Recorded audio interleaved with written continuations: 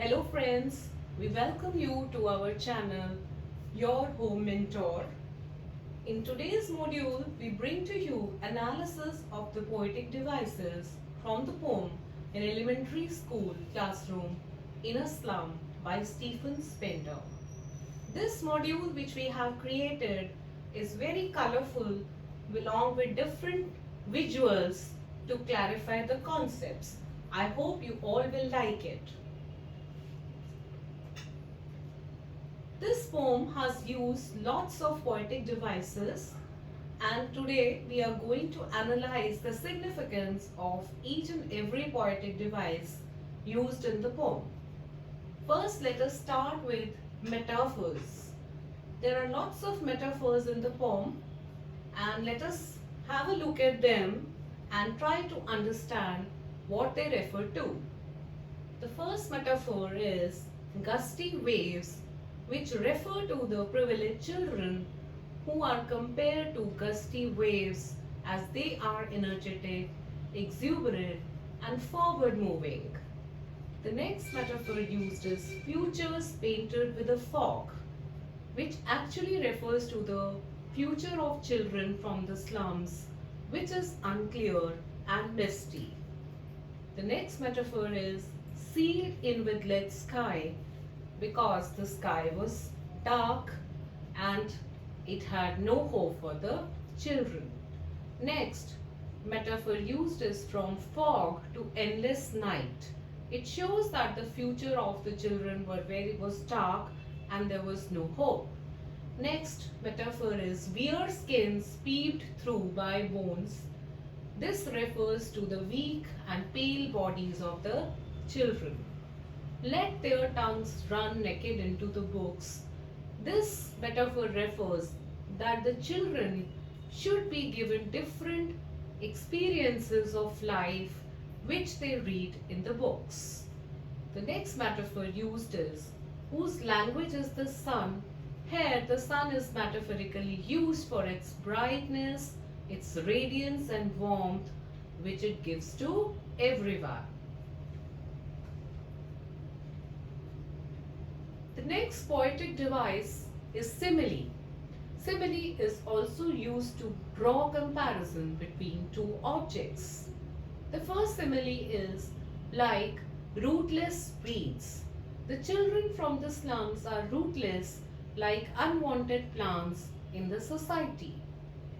The next simile is like bottles on stones, which means that children were having very hard expressions. The next simile is these windows that shut open their lives like catacombs. It means that the slums are like burial grounds where bodies were buried. The next poetic device is pun. The first phrase on which we can find pun is reciting.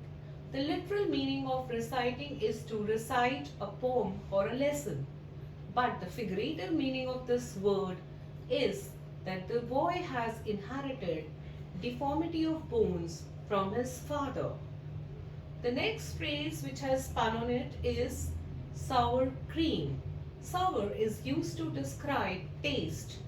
The figurative meaning of this phrase here is the ridiculed walls and which makes the classroom dismal and dreams turn sour.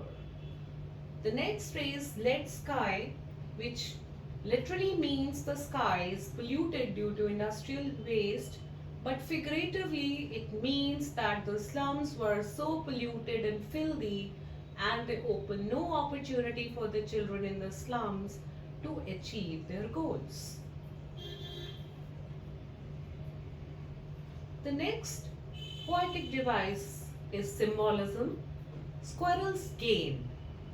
It actually refers to the fun outside to escape from the gloominess of the dark classroom. The next symbolic phrase is civilized domes riding all cities. This phrase represents progressing nations and developing infrastructures. The next phrase, which is symbolic, in meaning is open-handed maps, which refers to the boundaries made by the people who are in power. The next symbolic phrase is map with slums as big as dome, which refers to the grim reality of the children living in the slum. The next symbolic phrase is ship and sun. This phrase refers to the adventurous and beautiful lands where dreams of the children coming from slums can be fulfilled. We also find symbolism in the phrase slag heap, which means industrial waste. The children, closed in misery and darkness of window, is yet another symbolic phrase which means that the windows of the classroom do not open any opportunity but keep these children enclosed in misery and sufferings. Green field and gold sand actually symbolizes the beauty of nature and golden opportunities. Brun azure actually symbolizes the rich colors in nature. Sun, it shows the equal blessings and enlightenment. So it's a symbol of equality. I hope you liked this module. Please like, share and subscribe to our channel. In the next module, we shall bring you the explanation of the poem. Thank you.